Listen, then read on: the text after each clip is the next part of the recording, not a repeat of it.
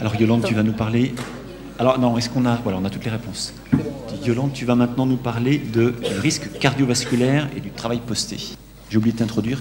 Toi, tu travailles au CHU Toulouse. Voilà. Je te laisse. Très bien, bonjour.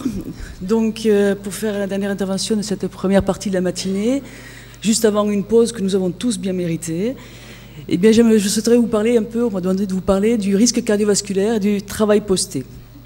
Et essayer d'être un peu pragmatique, qu'est-ce qu'on peut nous en faire dans le domaine de la santé au travail, dans le cadre de ce domaine.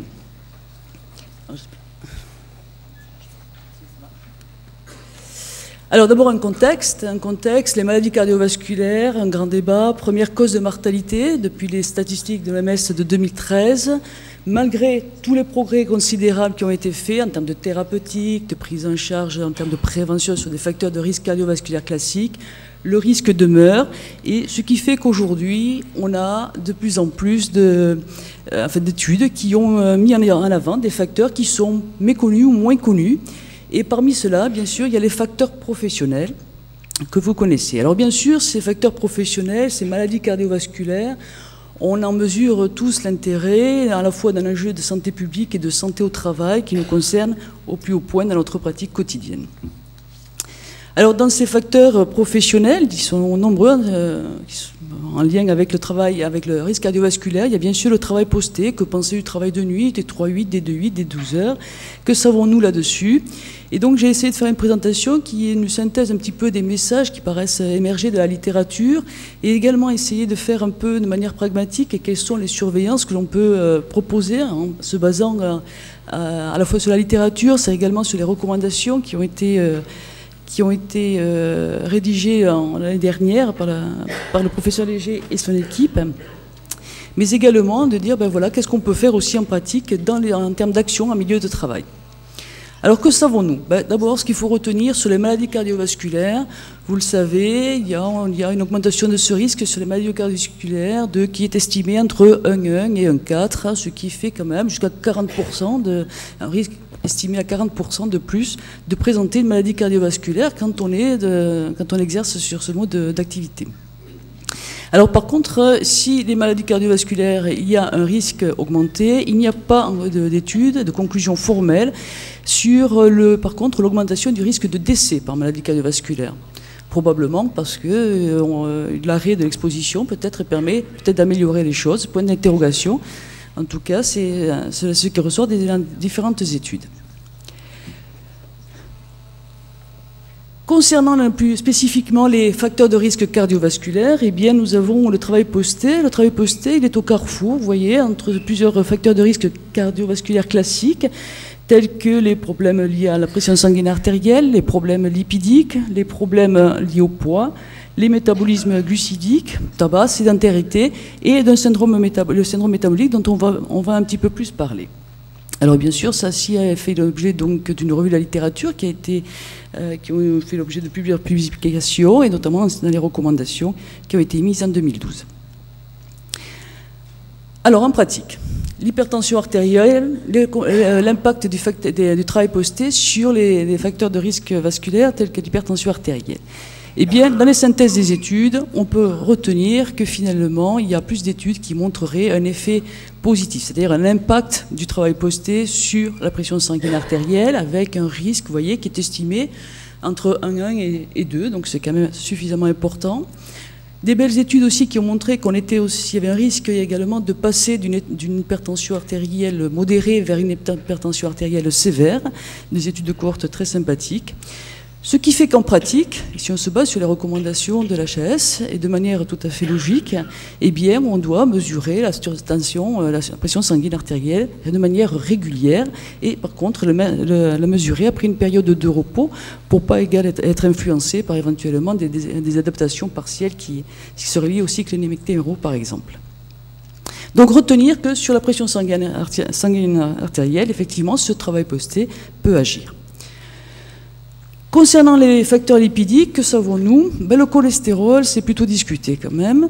Par contre, les LDL aussi, il n'y a pas vraiment de relation qui ont fait en tout cas permis de conclusion formelle. Par contre, sur l'hypertriglycéridémie, là, la majorité des études s'accordent pour trouver des relations positives. Alors quand je mets relations positives, c'est un impact du travail posté sur ces facteurs-là.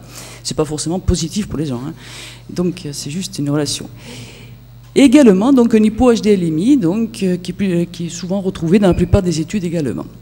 Donc ceci, bien sûr, nous amène en pratique à se dire ça serait bien d'avoir des bilans lipidiques chez ces personnes-là qui sont exposées, avec, bien sûr, de manière réalisée, bien sûr, à jeun. Concernant les surcharges pondérales, l'indice de masse corporelle, eh bien, il y a des études de cohorte qui montrent effectivement qu'il y a un impact sur la prise de poids, et la prise de poids souvent rapidement après l'embauche, hein, dans les premières années, voire les premiers mois, les premières années de la mise, de l'adoption de ce mode d'organisation. Mais il y en a d'autres quand même qui sont plus transversales, c'est vrai, mais qui sont un peu moins concluantes. Mais ceci nous quand même, et on l'a vu tout à l'heure, concernant donc les troubles du sommeil qui sont liés souvent au travail posté, eh bien les recommandations ont proposé, en faisant ce parallèle-là essentiellement, de mesurer cet indice de masse corporelle de manière, de surveiller, de mesurer cet indice de masse corporelle de manière régulière et surtout dans les premiers mois liés à l'embauche. Concernant le diabète, qu'est-ce qu'on sait? Alors là, les études, c'est quand même un petit peu plus flou. D'abord parce que probablement le diabète, c'est une installation un peu plus lente et il y a peu d'études de cohorte qui ont été menées. Par contre, c'est les études qui ont été menées, les peu d'études qui ont été montrées, montreraient quand même qu'il y a un risque augmenté. Alors si on fait également les parallèles avec le sommeil également, eh bien, dans la pratique, il serait quand même utile de doser certains marqueurs du diabète, ou des prémices de ce diabète. Concernant le tabac, autre facteur de risque classique, eh bien, la consommation de tabac est augmentée chez les travailleurs postés et notamment avec un risque de commencer à fumer beaucoup plus important dans les 2 ans, vous voyez, du travail posté, de la prise du travail posté. Alors bien sûr, il faut être vigilant par rapport à ça. Il faut être vigilant en proposant des sevrages tabagiques le plus rapidement possible, les repérer surtout, mais également d'être vigilant en faisant un aparté sur tous les comportements addictifs de manière générale chez le travailleur posté. Concernant l'activité physique, il y a 2 questions qui se posent. D'abord, l'activité physique pendant le travail, qui pourrait chez certaines personnes être augmentée, mais ça ne fait pas l'unanimité, en tout cas en termes de travail posté. Et pendant le loisir, on dit, bien sûr, il faut faire de l'activité de loisir.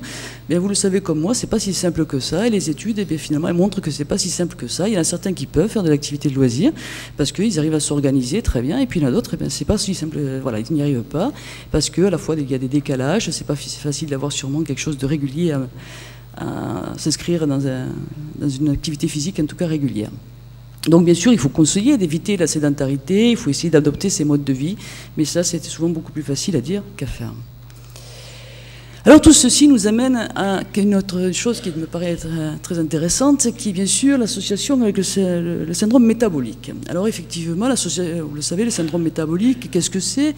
C'est une association de plusieurs paramètres, des paramètres qui sont cliniques, des paramètres qui sont biologiques. Dans les paramètres qui sont cliniques, on entend le tour de taille, les pressions sanguines artérielles, et dans les paramètres biologiques, on considère des paramètres glucidiques et lipidiques. L'idée, c'est que quand vous avez ce syndrome métabolique, qui n'est pas une maladie, qui est bien en amont d'une maladie, eh bien vous avez un risque augmenté, et certaines études montrent jusqu'à 2, de présenter dans les une dizaine d'années d'une maladie vraie cardiovasculaire, et telle que un infarctus ou autre, un diabète de type 2 ou une hypertension avérée. Donc c'est en fait bien en amont d'une maladie. Alors bien sûr, il y a plusieurs définitions qui ont depuis 10 ans, sont apparues depuis une dizaine d'années, avec les plus classiques qui sont basées sur celles du NCEP et de l'IDF, qui sont finalement des scores basés sur un peu les mêmes paramètres, sur exactement les mêmes paramètres, avec des seuils un petit peu différents ou des pondérations de certains paramètres les uns par rapport aux autres. Quoi qu'il en soit, donc on s'est naturellement intéressé au syndrome métabolique et le travail posté. Est-ce que ces travailleurs postés avaient finalement un risque plus élevé? Donc, il n'y a pas d'énormes études qui sont disponibles, mais en fait, si on en retient à peu près une dizaine, on est à un facteur de risque de multiplier par 1,5, voire 2. C'est vrai qu'il y a beaucoup d'études transversales, que ça manque un petit peu de cohortes, mais les cohortes, dont je pense notamment aux cohortes belges là, qui ont été faites en 2009, montraient un risque à 1,5 aussi. Donc on peut retenir que ces travailleurs postés ont un vrai facteur, un vrai risque cardiovasculaire. Donc l'idée, bien sûr, c'est de faire un peu quelque part de la prévention. Alors, si je résume un petit peu ce travail posté et ces facteurs et ces maladies cardiovasculaires, juste pour donner un petit schéma physiopathologique, eh bien, on a, à travers ces facteurs de risque cardiovasculaire, bien sûr, quelques étapes qui peuvent expliquer en fait ce lien entre travail posté et maladies cardiovasculaires. On en a beaucoup parlé, je ne reviendrai pas dessus, c'est toutes les perturbations des rythmes circadiens, avec ces perturbations de l'horloge centrale, mais également des horloges secondaires qui sont un petit peu disposées dans les différents organes et qui ont une influence sur l'appareil cardiovasculaire. Également des facteurs plus externes qui peuvent être les facteurs comportementaux, nutritionnels, tabac, voire l'alcool. Des facteurs liés à l'activité physique, on en a parlé, il faudrait, a priori, il serait peut-être un peu plus sédentaire. Des facteurs hormonaux, on en a parlé tout à l'heure aussi également, avec des sécrétions d'hormones qui sont perturbées. Et ce que j'ai appelé les facteurs professionnels, qui sont plus liés finalement au stress qu'éventuellement, de manière générale, ces gens peuvent ressentir. Donc tout ça, ce sont des mécanismes physiopathologiques, plutôt des hypothèses physiopathologiques qui sont évoquées. Alors en pratique, tout ça, finalement, ça donne des idées en se disant... il faudrait adopter quelques contre-mesures. Et tout à l'heure, on en a parlé, donc je vais passer assez rapidement, en disant finalement, qu'est-ce qu'on peut proposer qui permettrait d'améliorer les choses, parce qu'on peut très bien les surveiller, on peut bien les donner des conseils, mais finalement, en pratique, dans les entreprises, qu'est-ce qu'on peut faire ? Donc il y a des contre-mesures qui ont été avancées, et notamment, donc, effectivement, avoir déjà des rythmes qui suivent un rythme dans le sens des aiguilles d'une montre, donc le matin, l'après-midi, et plutôt la nuit, préféré donc au sens anti-horaire. Également, donc, d'éviter des rythmes de rotation rapides, entre 2 et 3 jours, même si j'ai compris que ça ne faisait pas tout à fait l'unité, c'est ce qui a été recommandé, et je crois qu'il faut quand même suivre tout à fait ces recommandations dans le cadre des applications que nous devons faire. Et puis, donc, ces contre-mesures qui ont été élaborées par la HAS, il y avait la proposition de faire des siestes courtes. On en parle tout à l'heure, alors j'allais dire toute l'après-midi, non, en fait, toute la deuxième partie de la matinée, on est un petit peu décalé là. Des siestes courtes au niveau des pauses, ou durant le travail posté ou dans les horaires atypiques. Et donc ça pourrait être très sympa de le mettre en place dans les entreprises. Et puis on a parlé aussi longuement de l'exposition à la lumière naturelle avant ou en début de charge de chaque poste, donc pour favoriser cette adaptation. La pratique d'une activité physique régulière recommandée, l'importance aussi également des repas, notamment des 3 repas suivant les plans nationaux de nutrition. Tout ça, c'est dans les recommandations qui ont été formulées. À ces recommandations également, on peut également associer d'autres travaux qui ont été soit publiés par l'INRS, soit publiés au niveau de l'IOSH Committee, qui vont toujours dans le même sens. Et notamment, donc, par contre, on pourrait retenir qu'ils proposent, eux, une réduction du travail de nuit autour de 10 ans, puisqu'en fait, ils disent finalement 10 ans, c'est quand même une date sur laquelle on commence à avoir des problèmes au niveau des répercussions de ce travail de nuit. Des informations d'informer sur la gestion du stress, du travail, de permettre aux salariés, par exemple, d'anticiper sur les plannings, de prévoir des marges de manœuvre donc, pour les horaires, des changements des horaires. Donc autant de mesures assez pragmatiques qui pourraient être mises en place dans les entreprises et qui permettraient donc peut-être d'améliorer les conséquences de ce travail de nuit ou sur le risque. Également, organiser des temps de pause, surtout pendant le travail de nuit, être attentif et rompre l'isolement des salariés. Donc, concernant donc, la monotonité des tâches, c'est quelque chose qui revient, les rotations des postes, être attentif aux ambiances physiques de travail, informer les salariés. Donc, on va tous d'un petit peu dans le même sens. Alors, en pratique, eh bien, nous, on a tout ça. On a une réglementation par rapport au travail de nuit, qui impose un suivi tous les 6 mois, sur lequel tout le monde se demande qu'est-ce qu'on va y faire. Une littérature qui est riche, et notamment sur le risque cardiovasculaire, hein, puisque c'est l'objet quand même de la présentation, qui dit, ben, oui, le travail de nuit, le travail posté de manière plus générale, ça a un impact sur le risque cardiovasculaire. Des recommandations qui nous entraînent donc à une surveillance médicale plus spécifique, des recommandations et des conseils par ailleurs qui donnent donc des mesures préventives. Et donc l'idée, bien sûr, c'est de se dire ben, comment en pratique on peut décliner tout ça, quelle est la faisabilité de l'ensemble de ces conseils, de ces mesures, et comment surtout on va pouvoir les évaluer. Alors, donc, il y a, à partir de là, ben, on a un petit groupe, et je vais vous en dire un petit peu plus, qui a essayé de réfléchir sur cette problématique, avec comme objectif de dire, ben, finalement, nous, ça serait sympa si on pouvait arriver à trouver des choses, des outils, des façons de faire, pour conseiller nos entreprises, pour améliorer les conséquences liées au travail de nuit, de répondre, bien sûr, à des obligations en termes de surveillance de médecins du travail, puisque ce sont des... on est obligé de les surveiller tous les 6 mois avec donc, des rapports annuels, des contrats d'objectifs. Des mises en place de ces protocoles en pratique, hein, à la fois pour rendre lisible cette activité, de la valoriser, et puis donc d'y associer, par ce fait, un projet de recherche sur le risque cardiovasculaire et travail de nuit de manière plus ciblée. Alors voilà, il y a un petit groupe conséquent quand même finalement, qui depuis plusieurs mois cogite sur associant donc des médecins du travail de différents services. Je ne vais pas citer tout le monde, hein, mais voilà. Je ne sais pas si j'arriverai à... Voilà. Donc des différents services, des services interentreprises, des services autonomes, des médecins du travail, des équipes pluridisciplinaires avec des intervenants en prévention des risques professionnels, des infirmières en santé au travail, le médecin inspecteur et des équipes de recherche et qui sont associées donc à ce projet pour essayer de voir ben, finalement comment peut-on mettre en pratique tout cet ensemble de mesures.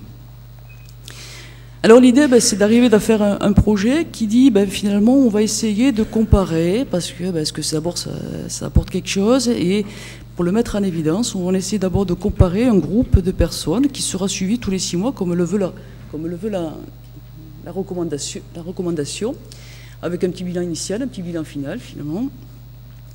Et puis on va leur donner à ces personnes-là, on va leur donner des conseils individuels de prévention, comme on fait à peu près d'habitude, hein, comme ce que chacun d'entre nous font. Mais pas forcément, on va les standardiser un petit peu plus. Et par contre, on va les comparer avec des gens à qui on va également faire ces conseils de prévention individuels, mais également associer des actions dans l'entreprise et essayer d'appliquer ces contre-mesures, entre autres qui ont été citées tout à l'heure et puis d'autres, de manière à voir si on arrive à mettre en évidence une amélioration, d'abord une faisabilité, une amélioration, et si on arrive à valoriser l'ensemble de cette démarche. Voilà. Donc c'est ce projet qui nous occupe certains d'entre nous qui sont ici aujourd'hui, et ce que l'on souhaite à mettre en place en 2014, avec l'idée derrière, ben, c'est d'impliquer plusieurs régions, hein, vous l'avez vu, il y a bien sûr Midi-Pyrénées, Bordeaux, enfin l'Aquitaine, le Limousin et l'Île-de-France, avec donc l'intervention de médecins et d'IPRP, bien sûr le salarié, qui sera au cœur du problème, l'entreprise et le chef d'entreprise, et tout ça pour finalement se donner la main pour arriver à essayer de mettre en place des choses en pratique dans les entreprises. Alors ça, donc pour diminuer bien sûr ce risque cardiovasculaire avec cette action multidisciplinaire. Donc outre le sujet, hein, je crois aussi que c'est aussi un bon moyen pour mettre en place des actions multidisciplinaires en santé au travail, telles que le veut la législation. Donc les avancées, eh bien, on est dans les questionnaires, on est OK, les outils individuels, collectifs, tout ça, ça fonctionne bien, la méthodologie, ça fonctionne bien. Et maintenant, on en est au nerf de la guerre, bien sûr, les appels d'offres. Donc on répond à des appels d'offres en essayant de dire, en essayant de pouvoir commencer, et j'ai bon espoir que ça se commence en 2014. Je vous remercie de votre attention.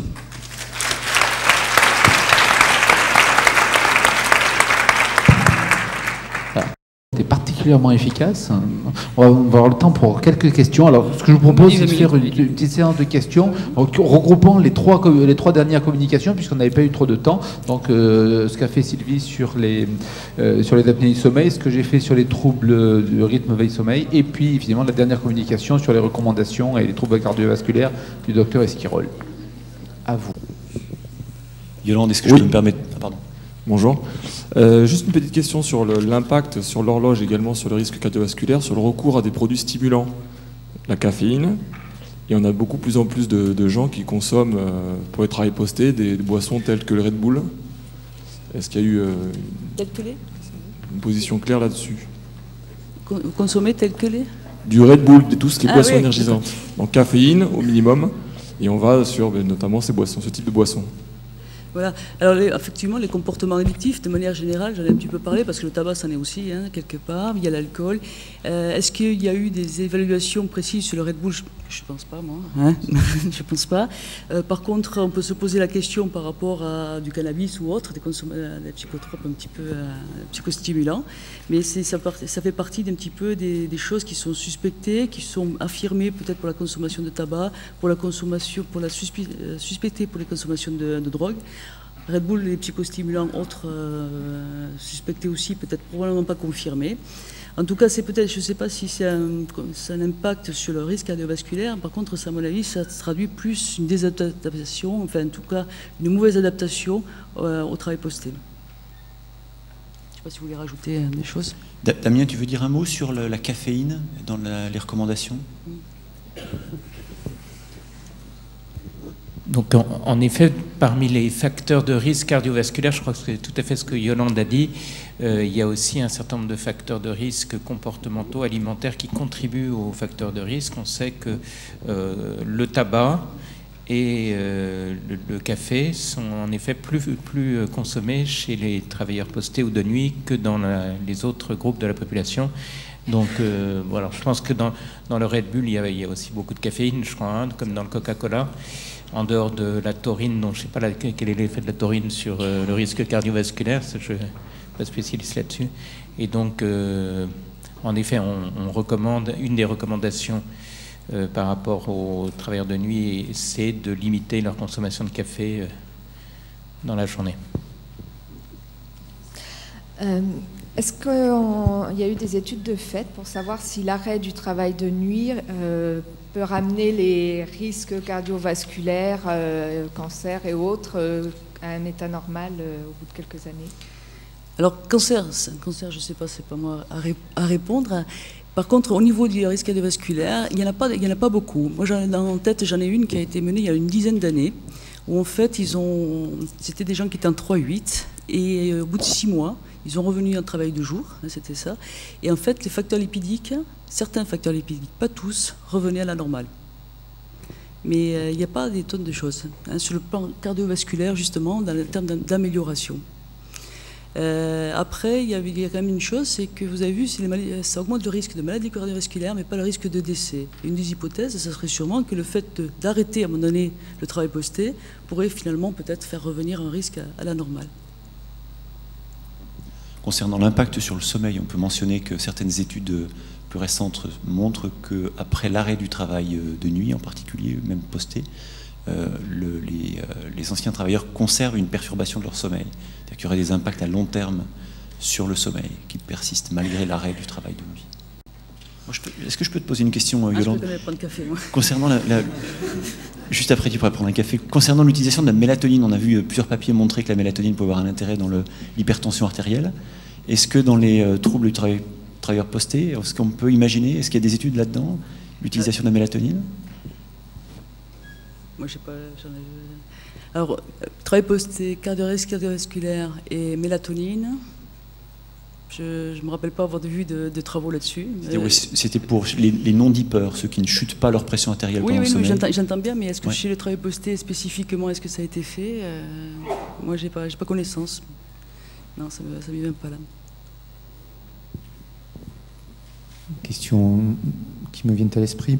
Est-ce qu'à votre connaissance, docteur, on a observé sur des privations de sommeil assez longues une modification du rythme cardiaque ou une dérive ou des éléments à travers des études? Merci. Excusez-moi, je n'entends pas la... L'impact d'une privation de sommeil longue sur le système cardiovasculaire. Alors c'est peut-être vous qui devez peut-être plus répondre sur le sommeil. Oui. Oui, il y a des effets tout à fait nets. On fait dans notre centre, en collaboration d'ailleurs avec l'Institut de recherche biomédicale des armées, des expériences de privation de sommeil prolongée. Pas des privations totales, hein, des privations limitées, 2 à 3 heures de sommeil pendant plusieurs nuits.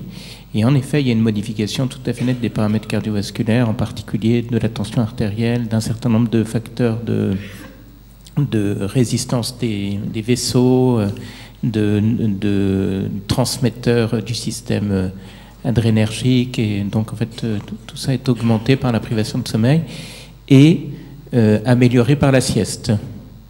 Donc, il y a un effet vraiment privation et amélioration quand on récupère le sommeil. Merci. C'est l'heure de faire la sieste. D'abord, il faudrait qu'on nous lance la question 14, qui est encore un petit sondage, et juste après ce dernier rush de travail. Pardon, excusez-moi. Ah, je ne l'avais pas vu. Oui, une question en fait par rapport à l'étude. Comment est-ce qu'on fait pour la rejoindre en fait, si jamais on a envie de participer?